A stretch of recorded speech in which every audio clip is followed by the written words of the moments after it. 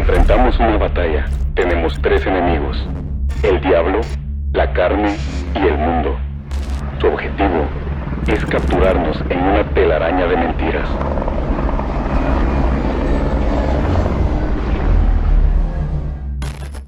Señores, ¿cómo vamos con nuestro plan de destruir a Andrea González? A través de las ideas engañosas. Carne, actualiza. Andrea decidió sacar a Dios de su vida. Su espíritu está cada día más débil. Yo estoy adentro, conozco su interior y ya le fueron sembradas esas mentiras que apelan a sus deseos desordenados. Andrea caerá en la tentación. Muy bien, Carne. Es estratégico que ataquemos desde adentro, ¿ok? Mundo, ¿cómo van tus avances? Yo la ataco desde afuera. De manera sutil hemos enviado ideas engañosas a través de sus redes sociales, música y películas. El plan es la normalización de una sociedad pecadora. Excelente. Al final llamará malo a lo bueno y bueno a lo malo. Difícilmente Andrea aceptará que Jesús es la verdad, mientras decida mantenerse lejos de él. Seguirá viviendo y creyendo bajo nuestras ideas engañosas. ¿Estás dispuesto a ser libre? No vivas mentiras. Vive en la verdad, el poder que libera.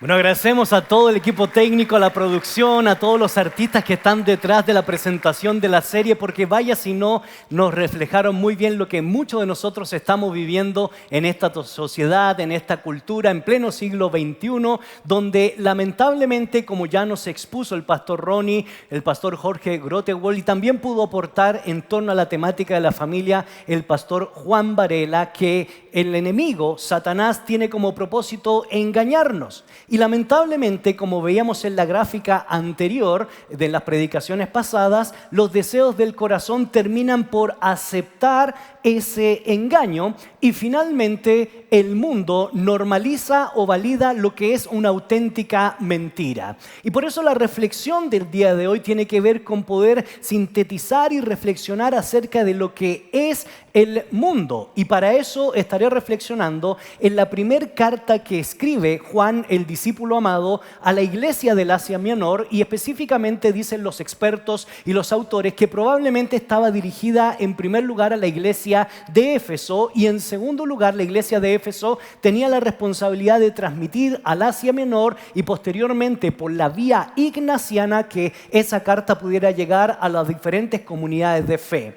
Escrita aproximadamente entre el año 88 y el año 94, Juan de Patmos, o Juan el discípulo amado, que por cierto estuvo en Patmos preso cuando escribió el libro de Apocalipsis, se encontraba bajo circunstancias bastante complejas. De hecho, el propio autor de esta carta, que es el autor del Evangelio y el autor del libro de Apocalipsis, nos cuenta que la iglesia de Esmirna y de Filadelfia estaban siendo atacadas, estaban siendo denostadas, estaban siendo humilladas y traicionadas, como nos comenta Apocalipsis capítulo 2, verso 9 y 10. Es más, el propio texto bíblico nos dice que los cristianos en esa época estaban expuestos a las falsas enseñanzas, a la filosofía social del momento o a la idolatría proliferada por los falsos profetas. Pero una de las cosas más complejas que estaba enfrentando la iglesia a finales del primer siglo era nada más y nada menos que la reactivación o la promoción del culto imperial.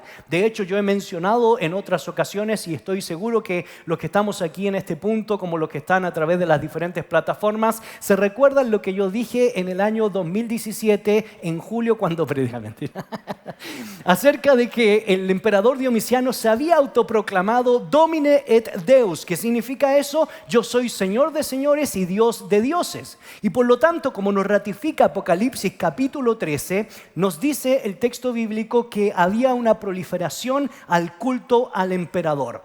Entonces, ¿qué estaba enfrentando la iglesia en esa época? Bueno, estaba enfrentando la persecución, estaba enfrentando la traición, Estaba enfrentando la falsa enseñanza y estaba enfrentando aquellos falsos maestros que estaban ingresando a la iglesia del Asia Menor con enseñanzas que corrompen el texto bíblico, con ideas que van en contra de lo establecido por Dios, con conceptos que rompen con la naturaleza humana, inclusive con la condición humana. Y a eso se le agrega que toda la gente estaba siendo invitada por la vía de la coacción armada, o también, por qué no decirlo, por la vía de la violencia, estaban obligadas a declarar culto al emperador. Así que en medio de esas circunstancias es que parece Juan escribe esta primera carta, una carta que viene a ser muy práctica para que los creyentes de esa época pudieran aprender por lo menos dos principios fundamentales. El primer principio tiene que ver con la advertencia a estas falsas ideas. Y en segundo lugar, exhortar o desafiar a los creyentes para que vivan una vida de obediencia y por supuesto de amor al prójimo. Por eso, la tesis central de esta carta está reflejada en 1 de Juan, capítulo 1, versos 5 al 7. El texto bíblico dice lo siguiente: este es el mensaje que oímos de Jesús y que ahora les declaramos a ustedes. Dios es luz y en Él no hay nada de oscuridad. Por lo tanto, mentimos si afirmamos que tenemos comunión con Dios, pero seguimos viviendo en oscuridad espiritual. No estamos, dice Juan, practicando la verdad. Lo que nos está diciendo el apóstol Juan es que nos encontramos en un camino donde tenemos que tomar una decisión. Y la decisión, ustedes podrán ver en mis pantallas atrás, es esta. O decidimos seguir el camino de la luz o decidimos contaminarnos y aceptar el camino de la oscuridad. Pero para Juan no hay términos medios.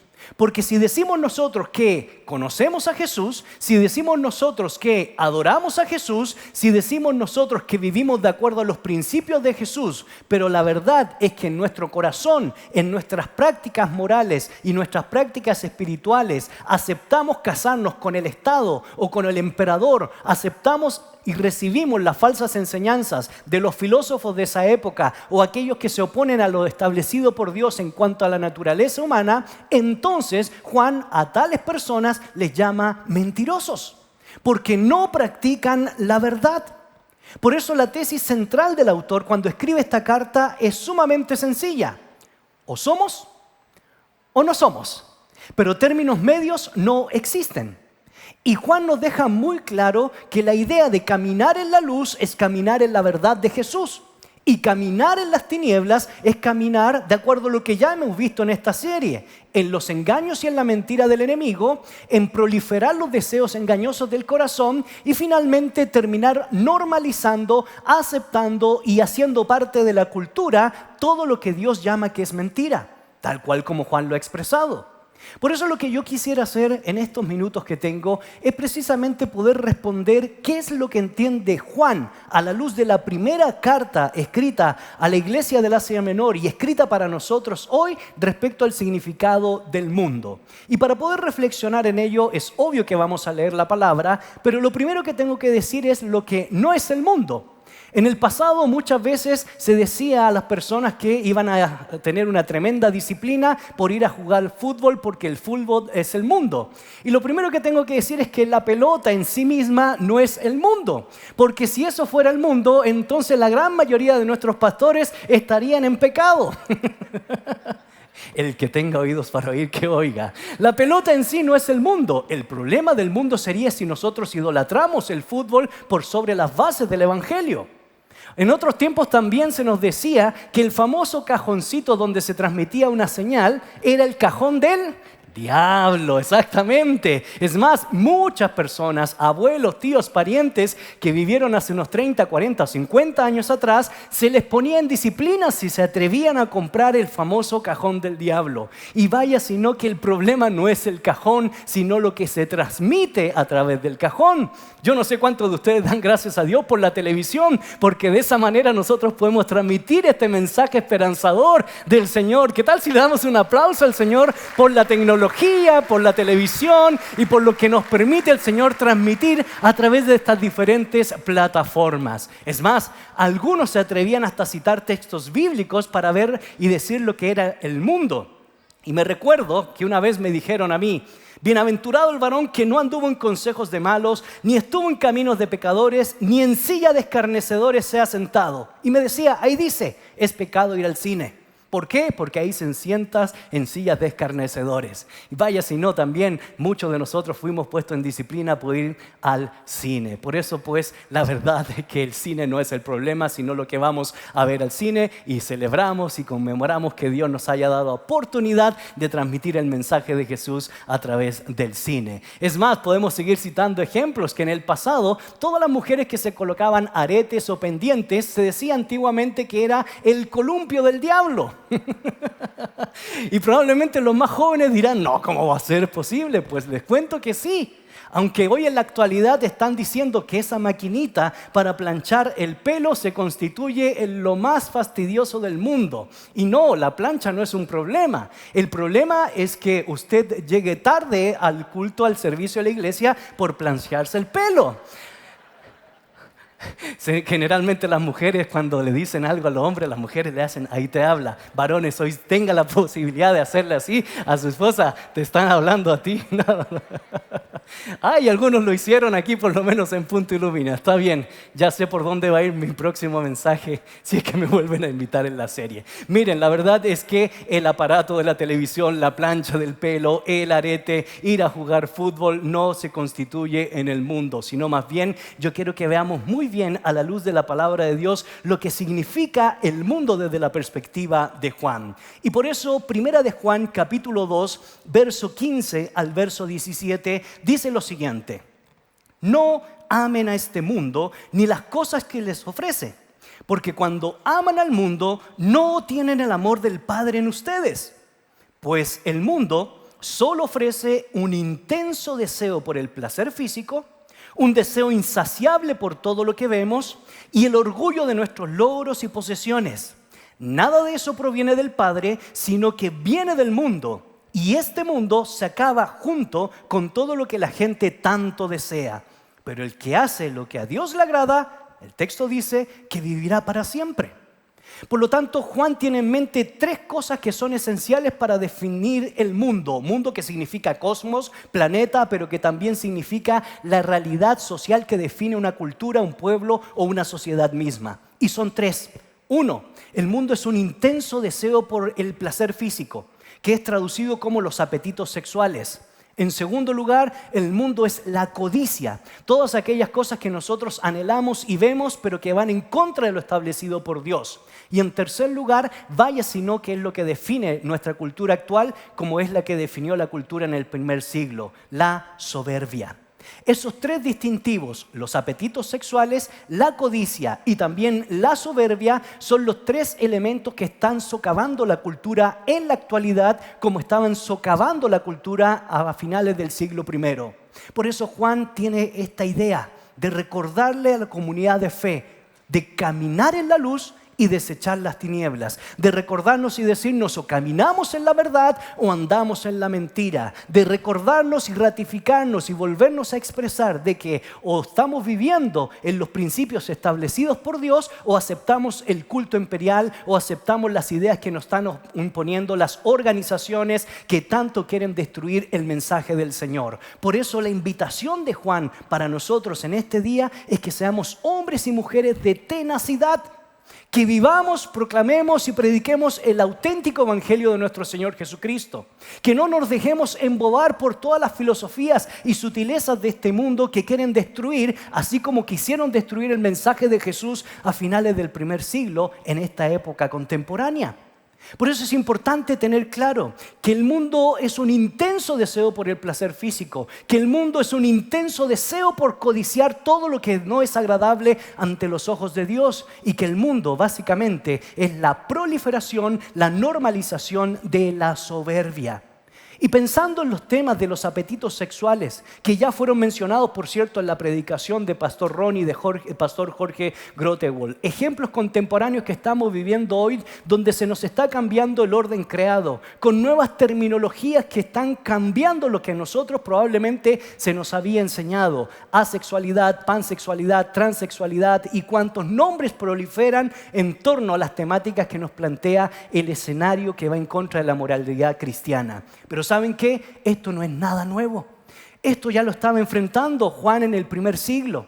Esto lo estaba enfrentando la iglesia primitiva. Y vaya sino que todo ese proceso de ir en contra de lo establecido por Dios data desde épocas arcaicas. La epopeya, por ejemplo, de Gilgamesh ya sostenía que el placer sexual era solamente reservado para el hombre porque la mujer era un objeto. ¿Qué tal si comenzamos a hablar de las tablas ugaríticas, donde ya se nos presentan los famosos cuadros de pornografía en las tablas mesopotámicas, que eran, por cierto, para que todo joven adolescente se iniciara en el rito de la sexualidad y son los primeros documentos que están inscritos en piedras, en papiros y en rollos y manuscritos antiguos, donde la pornografía proliferaba en ese periodo? ¿Por qué no traer a colación el famoso batallón de Tebas, que era un batallón que aproximadamente estaba compuesto por 150 varones y que la tesis central de ese batallón era la siguiente? Todo soldado con rango militar, para iniciar a un nuevo soldado, tenía que tener intimidad sexual. Así que todos los jóvenes adolescentes o jovencitos que entraban al batallón de Tebas tenían que tener relaciones sexuales con los de mayor grado.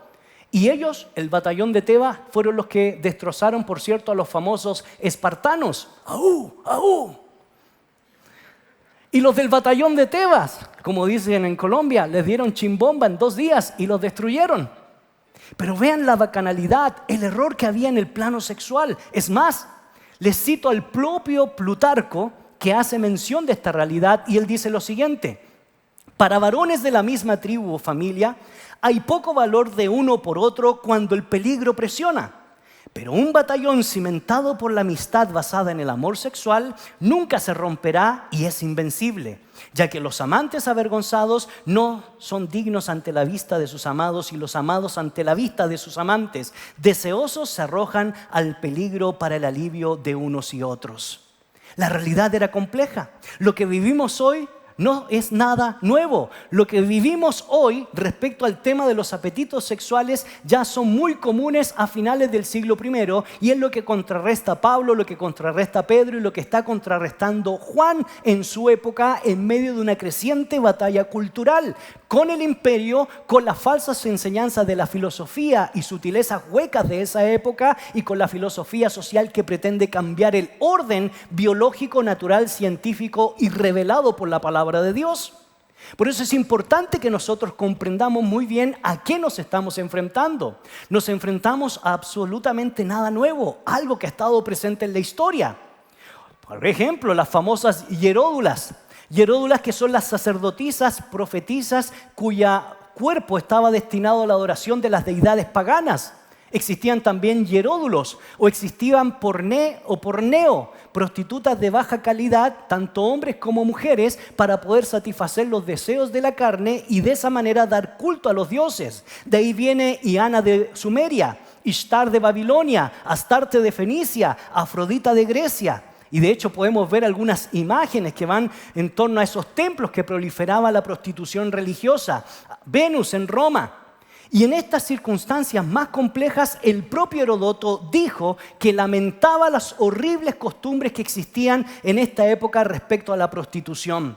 Templos destinados para ir en contra de la naturaleza, templos destinados para dedicarse a contrarrestar lo que había Dios establecido en su palabra. Nuevamente, lo que estamos viviendo el día de hoy es exactamente lo que vivió la iglesia a finales del primer siglo. ¿Qué tal si mencionamos el simposio de Platón, en el famoso banquete, donde Platón menciona las bacanalidades que se van dando en épocas donde tristemente se desarrolla el famoso amor eros, que va en contra de la naturaleza misma establecida por Dios? O podemos citar a Calígula, donde ya se crean los famosos burdeles santos para darle proliferación en las diferentes entidades de la Pax Romana y palacios reales para que hubieran bacanalidades o cosas que nuevamente van en contra de lo establecido por Dios. La realidad realidad es compleja. ¿Por qué? Porque el mundo son los deseos excesivos por los apetitos sexuales. El mundo es el deseo intenso por la codicia, por aquello que queremos alcanzar, pero que contrarresta la palabra de Dios. Y el mundo, vaya si no,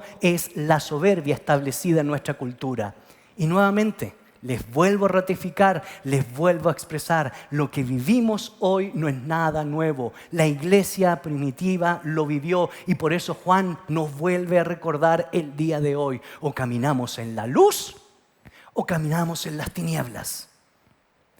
O somos o no somos.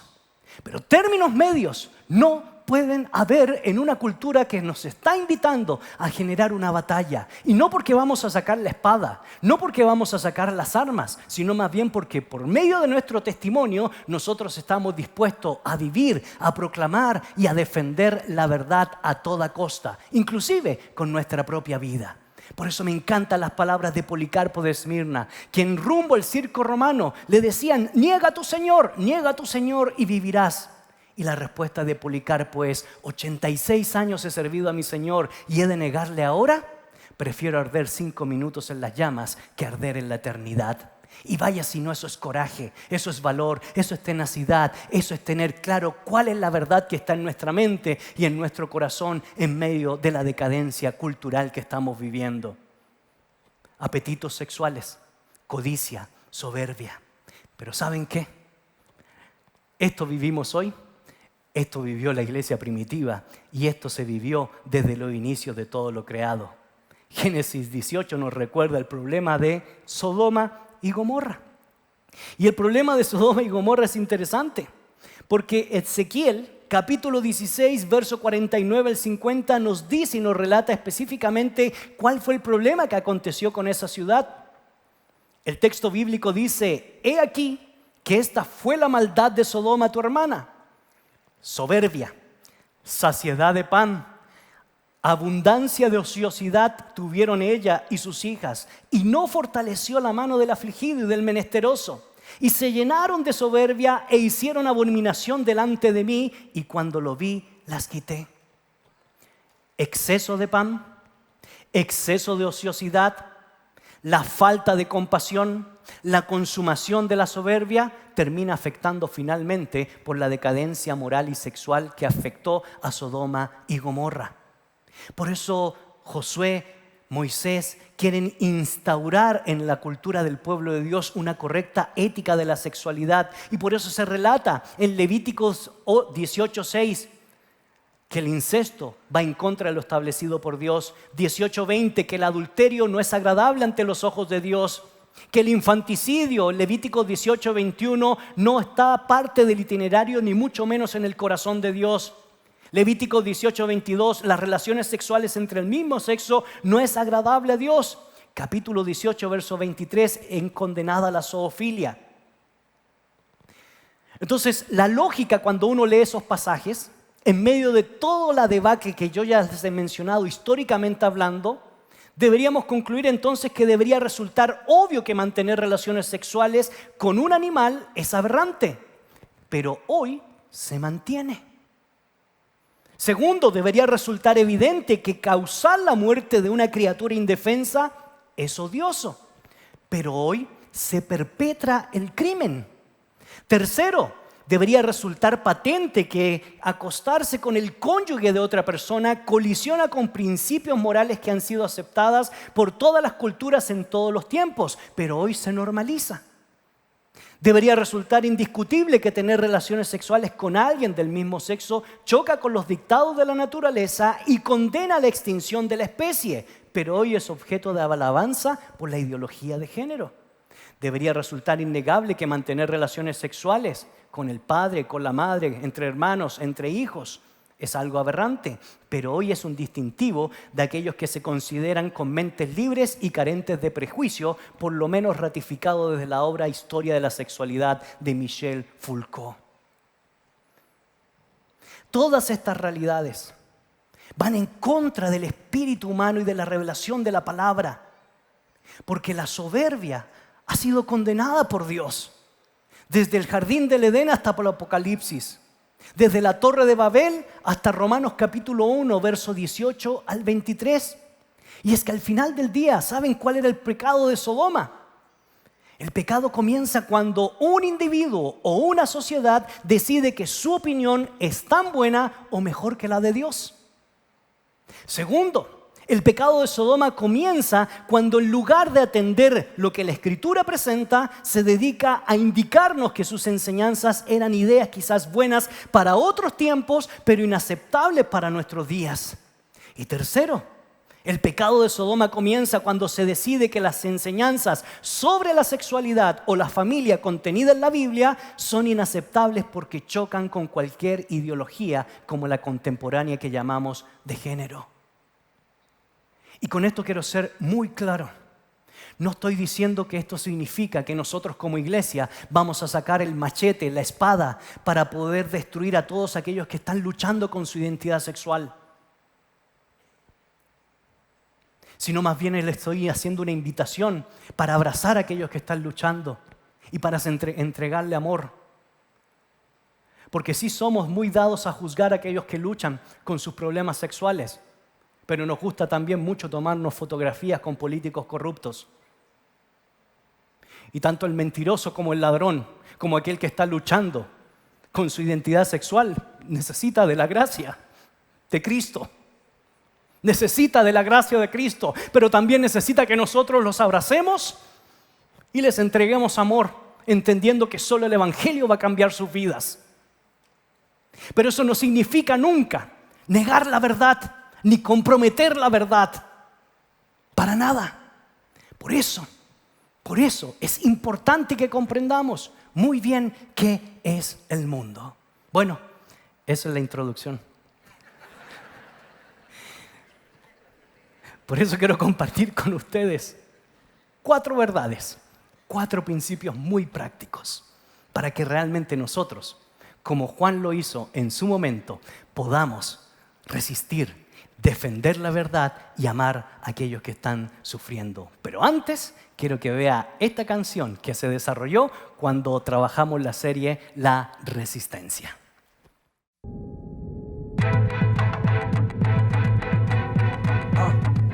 Resistiendo a este mundo decadente, un ojo complaciente, otro tolerante, un oído sordo, pensamiento incompetente, el corazón endurecido, fracaso inminente.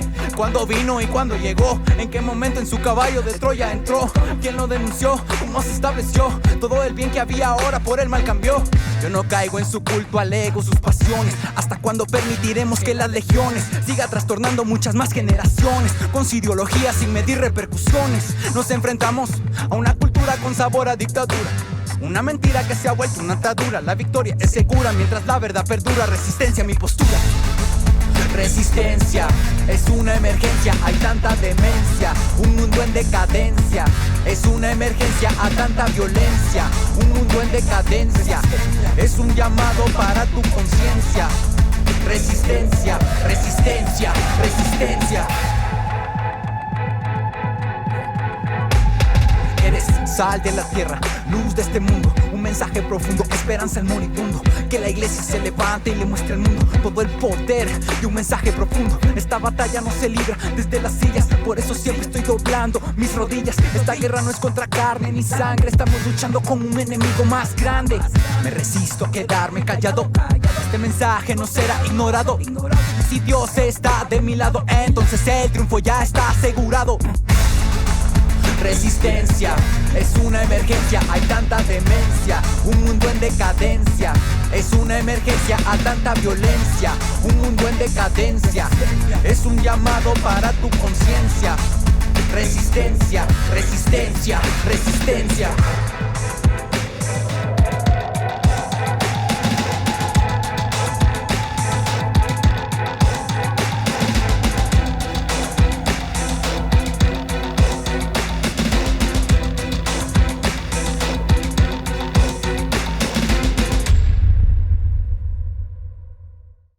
Tal si le damos un aplauso al Señor por la tremenda creatividad, pero por sobre todo por el mensaje que está detrás de este llamado que queremos hacerle el día de hoy y ratificarles nuevamente a poder resistir en amor, pero resistir sin negar la verdad del Evangelio del Señor Jesucristo. Y por eso el primer punto que yo quisiera poder transmitir hacia cada uno de ustedes es que para resistir al mundo necesitamos en primer lugar obedecer los mandamientos de Dios. Y mira lo que dice Juan en el primer siglo, capítulo 2, verso 3 al 6. Podemos estar seguros de que conocemos a Dios si obedecemos sus mandamientos. Si alguien afirma, yo conozco a Dios, pero no obedece los mandamientos de Dios, es fuerte lo que dice Juan, es un mentiroso y no vive la verdad. Pero los que obedecen la palabra de Dios demuestran verdaderamente cuánto lo aman. Así es como sabemos que vivimos en Él. Los que dicen que viven en Dios deben vivir como Jesús vivió. Así que ese es el primer llamado que nos confronta a nosotros para poder resistir este mundo, para poder dar una auténtica batalla cultural a todas aquellas cosas que se oponen a lo establecido por Dios. Los apetitos sexuales, la codicia y la soberbia que ha mencionado el propio Juan. Pero ¿saben qué? No podemos dar batalla a este mundo, no podemos dar batalla a esta sociedad, no podemos presentar e influir y transformar la sociedad si no obedecemos los mandamientos de Dios. Y no podemos obedecer algo que no conocemos. Por eso, para resistir este mundo es necesario que podamos estudiar, comprender, analizar qué es lo que Dios dice acerca de la condición humana, qué es lo que Dios dice acerca de la correcta sexualidad, qué es lo que Dios dice acerca de la teología del cuerpo, qué es lo que Dios dice acerca de cuál es nuestra responsabilidad paterna, materna, en torno a la educación de nuestros hijos en cada una de estas tres áreas. La realidad sexual, la codicia y la soberbia. Pero si no estamos transmitiendo estos principios y valores que la palabra del Señor nos enseña, porque no estamos estudiando o pasando tiempo con las Sagradas Escrituras, no esperemos que podamos tener una sociedad pujante que vive los principios de Dios. Queridos amigos, lo que hacemos como padre de familia con nuestros hijos va a determinar el desarrollo de la generación por venir. Si instruimos con principios y valores establecidos en la palabra, como dice Proverbios 22:6, instruye al niño en su camino, literalmente deberíamos decir, dedícale tiempo a tu hijo, entonces cuando ellos sean grandes van a poder dirimir entre lo que es bueno y lo que no es malo. Pero si nosotros queremos resistir, pero sin tener argumentos sólidos acerca de lo que tenemos que resistir, entonces no podremos afectar a esta sociedad porque no estaremos cumpliendo nuestra labor pedagógica, nuestra labor educativa, nuestra labor de transmitir principios y valores a esta generación que está peleando una batalla en una generación donde se está normalizando lo que va en contra de la naturaleza. Por eso el primer llamado a usted, el primer llamado a mi persona es que obedezcamos los mandamientos de Dios. ¿Para qué? Para parecernos a Jesús. Y si queremos vivir como Jesús anduvo, lo que Jesús enseñó, lo que Jesús vivió, necesitamos conocer y obedecer la palabra de Dios. Hay un segundo elemento que nos enseña el propio Juan, y es que para resistir al mundo necesitamos amar al prójimo y no las cosas banales de esta cultura. Necesitamos amar al prójimo y no las cosas banales de esta cultura. Por eso primera de Juan capítulo 2 versos 7 al 9 nos dice lo siguiente: queridos amigos, no les escribo un mandamiento nuevo, sino más bien uno antiguo que ha tenido desde el principio.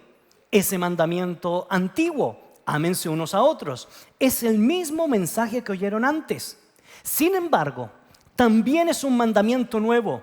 Jesús vivió la verdad de este mandamiento y ustedes también la viven, pues la oscuridad está desapareciendo y ya brilla la luz verdadera.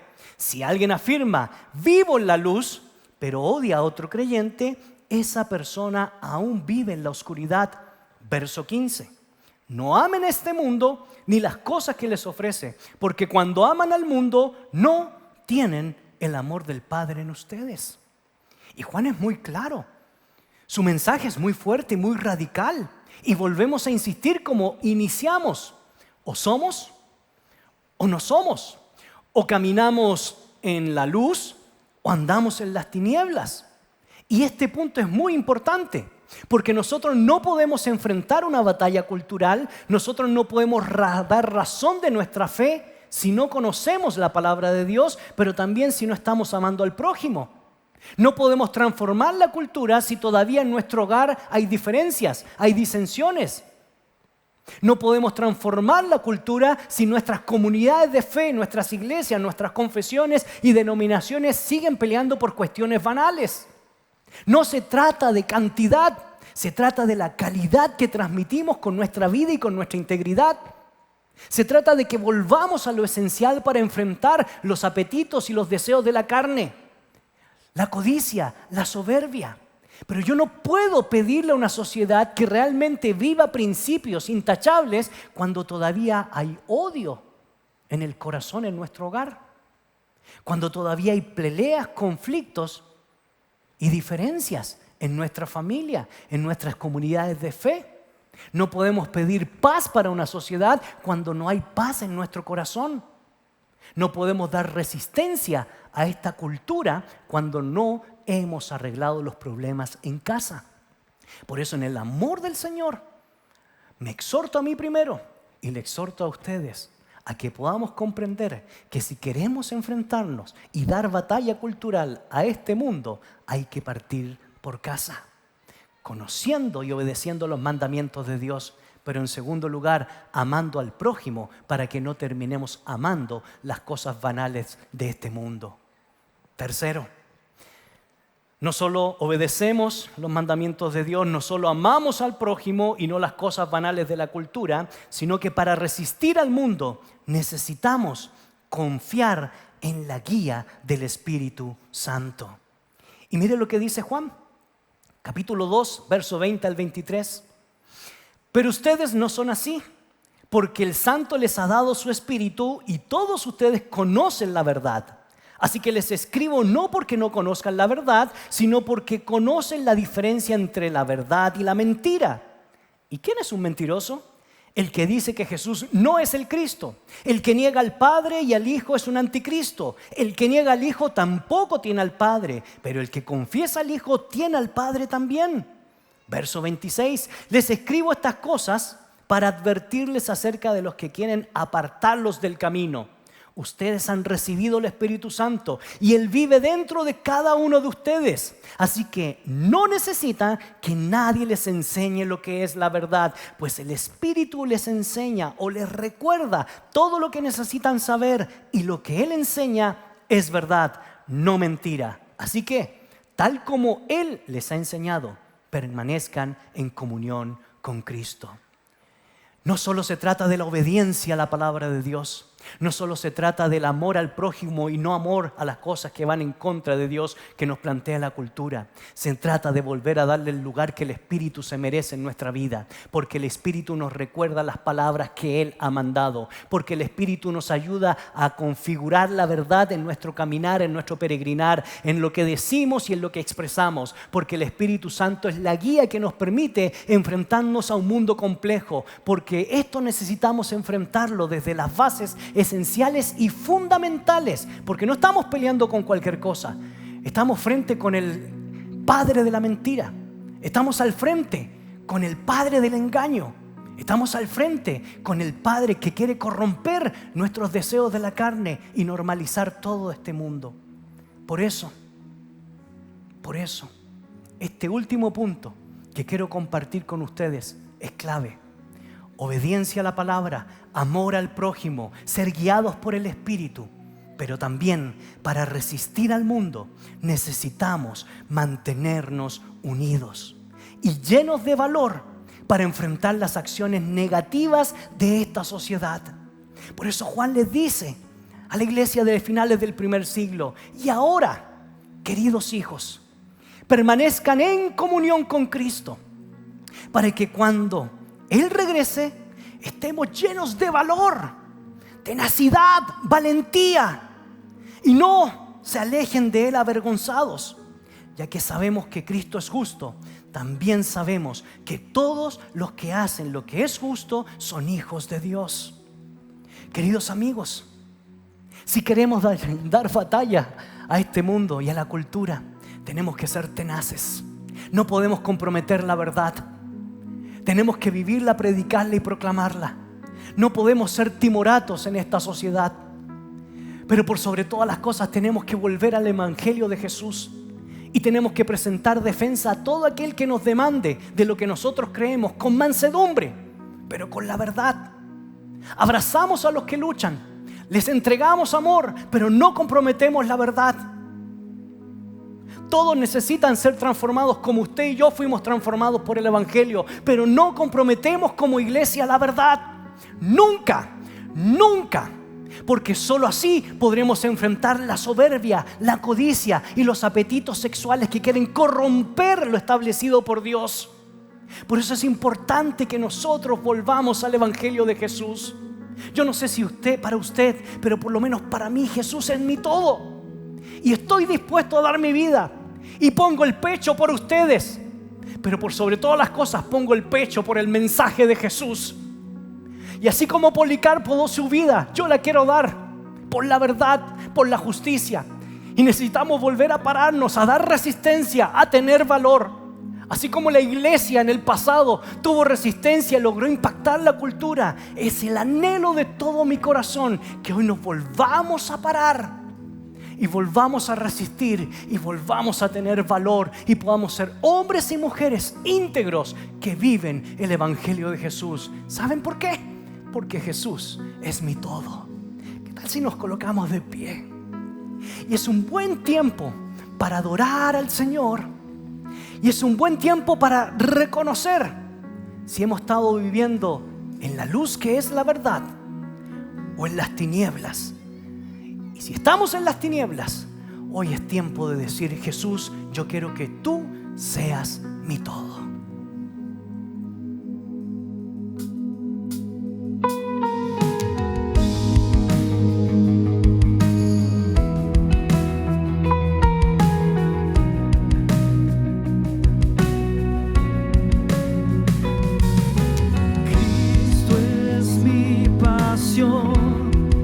Él es mi recompensa.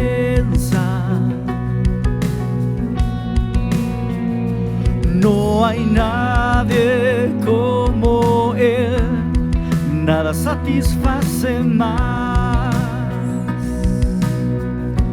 Pruebas vendrán, mas cantaré, no vuelvo atrás, soy libre en Él. Jesús, mi todo es. Jesús, mi todo es. Eres más que suficiente, todo para mí.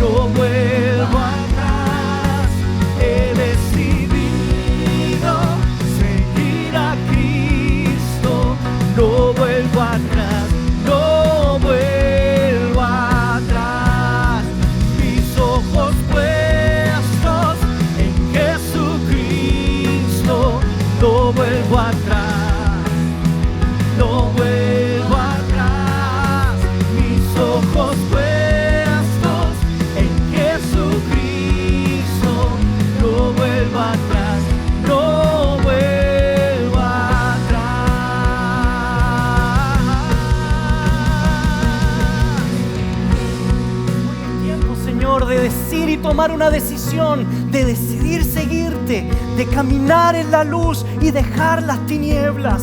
Hoy queremos, Señor, delante de ti reconocer que tú eres la verdad y que queremos caminar en esa verdad desechando la mentira. Señor, perdónanos si no hemos hecho lo que es agradable ante tus ojos.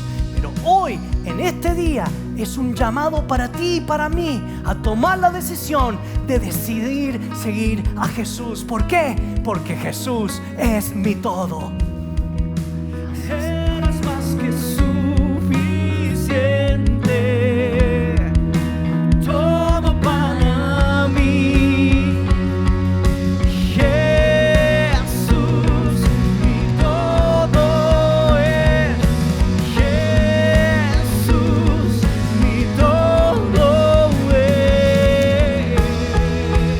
Eres más que suficiente, todo para mí. He decidido seguir a Cristo, no vuelvo atrás, no vuelvo atrás. He decidido seguir a Cristo, no vuelvo atrás, no vuelvo atrás. Mis ojos puestos en Jesucristo, no vuelvo atrás, no vuelvo atrás.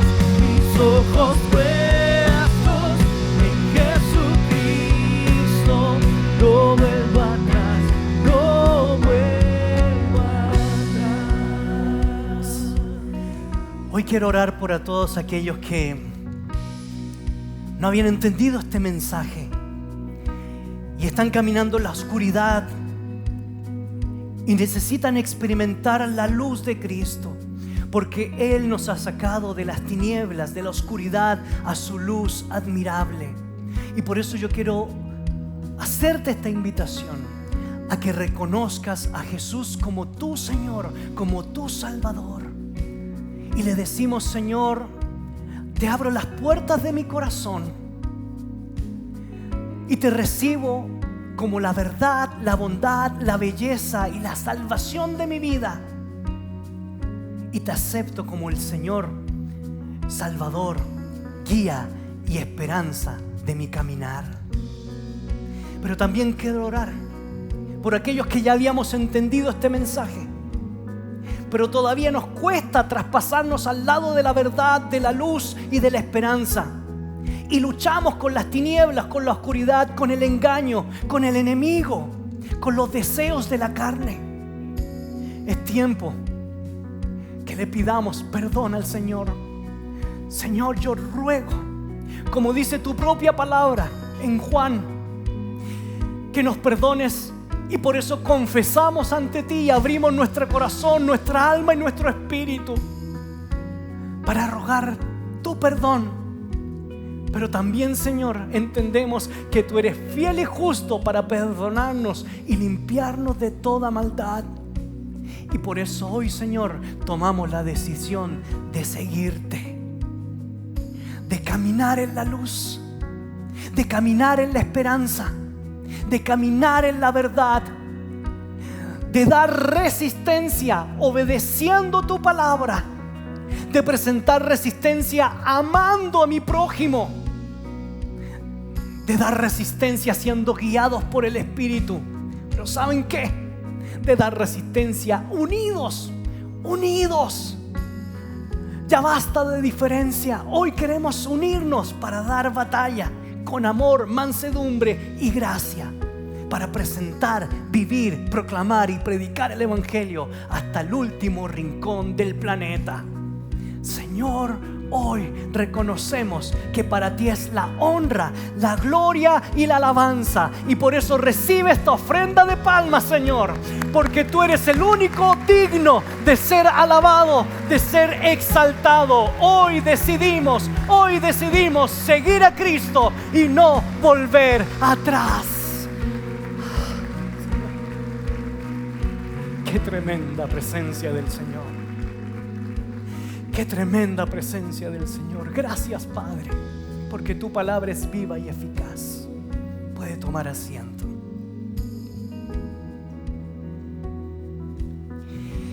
Y en esa misma actitud de adoración, de amor al Padre, queremos entregar de lo mucho que Dios nos ha dado. ¿Y saben por qué lo hacemos? Porque es un acto de adoración. Pero es un acto de adoración para ser invertido en esto, en cámaras, en tecnología, para que el mensaje de Jesús pueda trascender. Y por eso usted y yo como iglesia bendecimos y adoramos al Padre para hacer famoso no mi nombre, no el nombre de los músicos, no el nombre de los pastores, el nombre de Jesús. Y por eso tenemos la actitud correcta y preparamos con anticipación este acto de adoración y de ofrenda. Gracias, Señor, por la provisión. Gracias, Padre, porque tú nos bendices día a día con el trabajo, el alimento, el pan en nuestro hogar. Gracias, Padre, porque tú te preocupas de aquellos que tenemos necesidad. Pero también, Señor, gracias porque nos permites dar de lo mucho que tú nos has dado. Y así como dice tu palabra, que cada uno dé como propuso en su corazón, no con tristeza ni por necesidad, porque Dios ama al dador alegre. Bendecimos las ofrendas que han sido preparadas. En el nombre de Jesús, amén y amén. En sus pantallas va a aparecer el código QR. También en los puntos hay un espacio específico para que usted pueda adorar al Señor. Que el Señor les bendiga.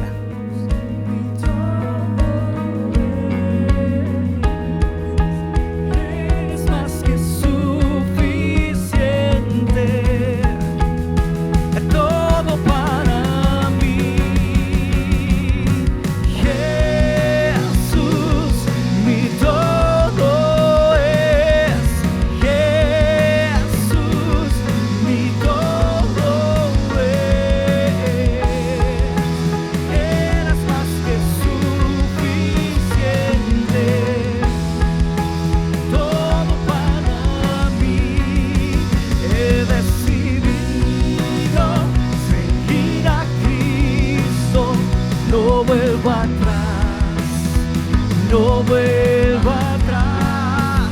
He decidido seguir a Cristo, no vuelvo atrás, no vuelvo atrás. Mis ojos puestos en Jesucristo, no vuelvo atrás, no vuelvo atrás. Mis ojos puestos en Jesucristo, no vuelvo atrás, no vuelvo atrás. Saludos, mis queridos amigos de la comunidad de YouTube. Gracias por estar siempre pendientes del contenido que transmitimos a través de Vida Real. Nos encontramos, por supuesto, en una tremenda serie, La Verdad, el Poder que Libera. Y recordamos lo que el pastor Ronnie nos enseñó, a no hacer caso a las mentiras del enemigo, de Satanás. ¿Por qué? Porque él quiere destruirle. Y por eso necesitamos aprender a poner en orden los deseos que hay en nuestro corazón y en nuestra mente. ¿Para qué? Para enfrentarnos, por supuesto, a este mundo que nos entrega la normalización de las prácticas que van en contra de la naturaleza establecida por Dios, la normalización de la codicia y la normalización de la soberbia. Por lo tanto, si algo te ha dejado estos mensajes, te invitamos a que nos compartas a través de las diferentes plataformas y específicamente en la plataforma de YouTube lo que has aprendido. Es mi deseo que el Señor les siga bendiciendo a toda la comunidad de YouTube.